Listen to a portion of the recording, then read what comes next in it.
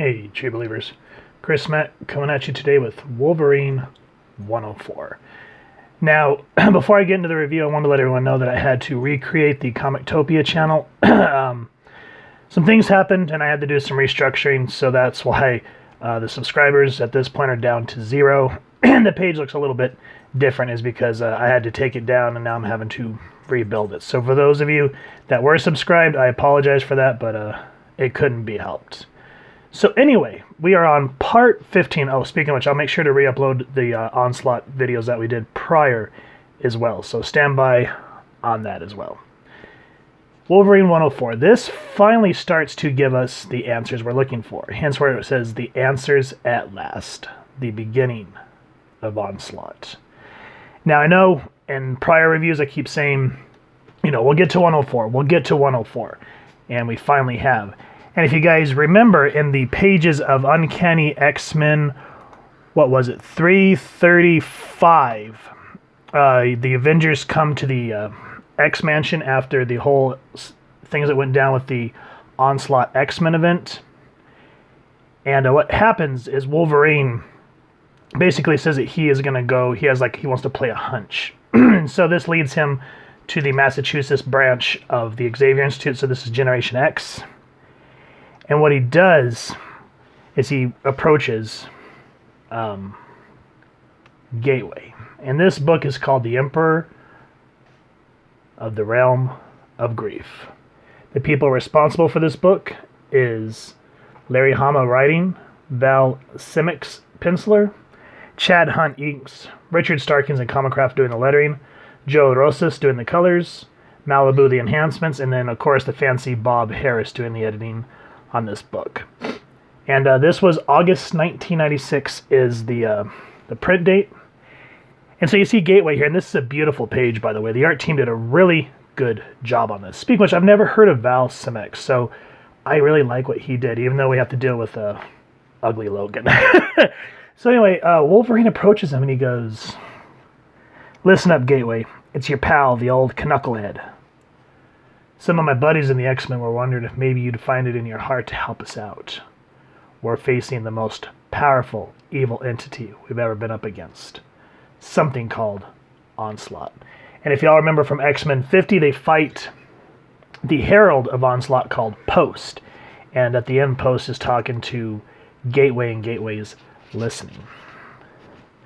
So what happens instead is Gateway leads Wolverine to his most tormenting part of his life when Mariko was poisoned.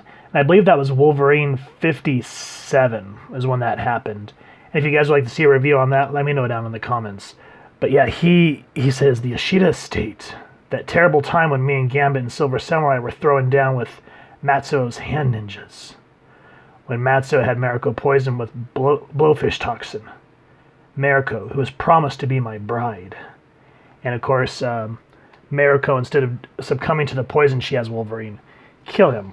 And so this takes Wolverine back, and it throws him off the building. But he's saved by the assassin that has been following him. So if you guys remember Uncanny X-Men 333, when we go into the caverns of Ozymandias and we see Wolverine being tracked by an assassin, well, spoilers, spoilers, spoilers. It turns out to be Elektra. You can tell I've not had enough coffee today. And so anyway, she says, let me try talking to him. And I love how Hama writes these characters. It feels very much like they're supposed to. She goes, "Gateway, Logan is asking for aid as a friend and fellow human being. Cloistered and ascetic though you may be, you have a heart and soul like the rest of us." Nada. He's obstinate and enigmatic as Stick. So if y'all remember Stick, he is the basically the teacher of Daredevil and Elektra. And I think he was a rogue hand agent. I'm not 100% on my Elektra and Daredevil lore, but I think that's where it comes from. And you see that this takes Gateway back. And we don't get a whole lot into it. Here's like, what I say. You mentioned someone named Stick. You think maybe they know each other? Do you have knowledge of he who is called Stick, who was the master of chase. And so Gateway throws her into one of her most painful memories, which was her death by the hand of Bullseye in Daredevil 181. And so Elektra thinks that he's doing this intentionally, like to hurt them. And Wolverine says he's not doing this for torture. He's shown us the worst, most terrible things because somewhere in them is the answer. And so the reason I'm wanting to blow over this first part is because what's important here is we're finally thrown into X-Men 25. So if you guys remember when we started this Onslaught event, we started with the Prelude X-Men 25, which was part of the Fatal Attractions arc. And I'm sure a lot of you are going, well, why are we jumping into the Fatal Attractions arc if we're talking about Onslaught? Well, as you can see here, we get thrown back into Wolverine seeing all the metal being torn for his body. And he goes, Here I am warning Elektra, and meanwhile, I'm back on Avalon, getting the adamantium sucked out of me of Magneto himself. Losing America was the worst psychic pain I ever experienced. But for sheer physical hurting, ain't nothing has ever topped the white-hot agony of extruding razor-sharp metal from every pore. And so he's feeling this. And Elektra has to pull him out.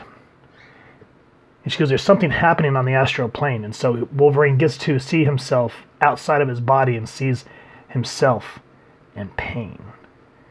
And as y'all remember, here's the page where Magneto says, by what right, Charles, did the choices you make for the lives of Homo sapien and superior alike make you any less misguided than I? And Xavier says, it is the fundamental difference in our views, Magnus. Mine is a dream to live in harmony with those who fear and despise us, and yours demand that we rule over those who oppose us. And of course, this classic shot. No more Magnus, no more. Logan shall be the last. No one else shall suffer. And so then we're sucked into the astral plane. And Elektra says, do you see it? It's some twisted homunculus. So we look at the Magneto avatar and look at this horrendous thing in his chest, which I'm assuming where his heart's supposed to be. So when Xavier hit him, she goes, look, Logan, it's reaching out. It's extending itself right into the chest of Charles Xavier's avatar. All of this took place in a fraction of a second and on a rarefied plane. Look, it left something inside Xavier. So, again, guys, this is where this book is important to the Onslaught event, because it finally explains how X-Men 25 ties into this. And what I like, because I don't want to spoil the rest of the book, because the rest of the book, standing alone, talking about Elektra and Gateway and Wolverine, by itself is a great read. But in terms of how this ties into old stories that Fabian Nicieza wrote, I love how Jeff Loeb, even though he didn't have 100% idea on what he wanted to do with Onslaught, if you go back and read his interviews, he said that he just wanted to create a villain strong enough to punch the Juggernaut, which is what we saw, what was it, in Uncanny X-Men number, what was it, 322. I had to stop and think about it. So yeah, we've come a long ways, guys. And so is Liddell. I love how he's writing this book, Generation X, and keeping them cohesive within the whole narrative, all the while working with like Larry Hama, Mark Waid, and all the other X-writers to make this one cohesive story, even though he wasn't sure what he wanted to do. So I appreciate that he went back into the past of a great arc and tied it into here and made it something interesting. So with that said, if you guys have enjoyed this comic book or this review or both, we definitely appreciate it if you take a minute to hit like, share, and subscribe. Helps the club channel more than you could possibly know. And if you guys did refine the channel, could you let other subscribers know where we're at? Again, I apologize for taking the page down, but there's some rework that had to be done, so it's going to be a slow process of re-uploading the videos and whatnot. But I promise that they will all be there. Again, the same with our figure reviews. Speaking of which, if you guys have any figure reviews or books or comics that you'd like us to review, let us know down in the comments, or just your thoughts and opinions on the books that we review, because we'd love to have a dialogue with y'all. Or you can hit us up on our social media pages, which I'll make sure to leave the links down in the comments, the description below. So with all that said, I appreciate y'all taking the time to come back and check out this video. And I hope you all continue to have an absolutely amazing day reading, and happy hunting, true believers.